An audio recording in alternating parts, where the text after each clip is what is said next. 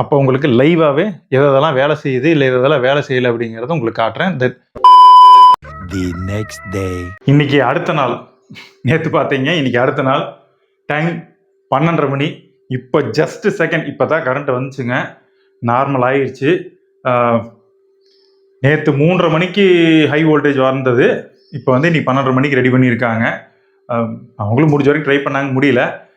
அடுத்து முக்கியமாக நம்ம பார்க்க வேண்டியது இந்த ஹை வோல்டேஜ்னால எதெல்லாம் புகஞ்சு போச்சு, வேலை செய்யுதா செய்யலையா அப்படிங்கிறத மெயினாக பார்க்கணும் இல்லைங்க. வாங்க ஒன்றா பார்த்துடலாம்.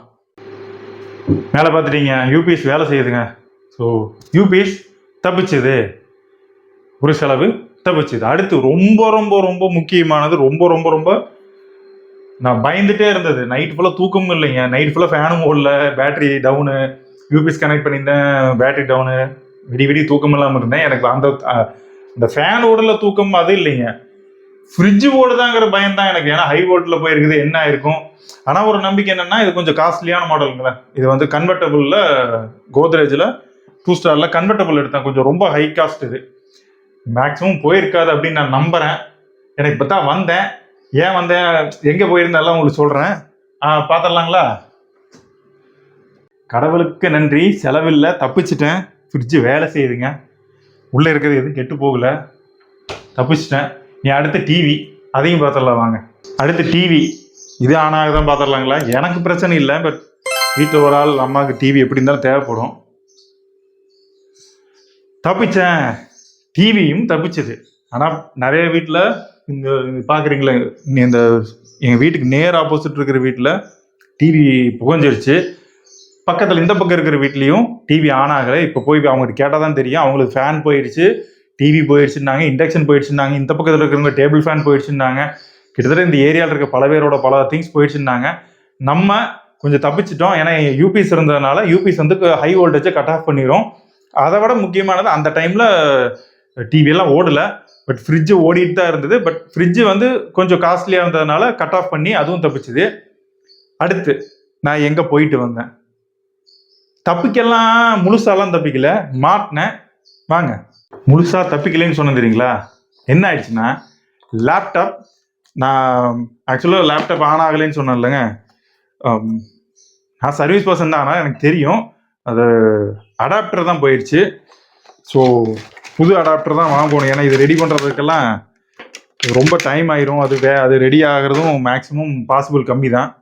ஸோ ஒரு அடாப்டர் இது மட்டும்தான் எனக்கு செலவு. இதுவே செலவு பார்த்தீங்கன்னா ஒரு எனக்கு ரேட் அப்படின்னா நாங்கள் டீலர் ரேட்டில் வாங்குவோம். ஆனால் இது எனக்கு 450க்கு வந்துச்சு. 400 ஆக்சுவலாக 450க்கு வந்துச்சு. நீங்கள் வாங்கியிருந்தீங்கன்னா 600 ரூபா. இது வந்து காம்பேக்ட் மாடல் தாங்க, ஒரிஜினல் இல்லை. ஒரிஜினல்லாம் போகணுன்னா 2000 ரூபா வரும். அது இப்போல்லாம் ஆர்டர் பண்ணால் வரக்கு ஒரு வாரம் ஆயிரும். நம்ம வேலையே லேப்டாப் வச்சு தான், அதனால் வேறு வழி இல்லாமல் இப்போதைக்கு எமர்ஜென்சிக்கு வாங்கியிருக்கேன். இது வாங்கி யூஸ் பண்ணிவிட்டு ஏதாவது ஃப்யூச்சரில் ஒரு 10-15 நாளில் ப்ராப்ளம் வருது அப்படின்னா அப்புறம் ஒரிஜினல் ஆர்டர் பண்ணிக்கலாம்.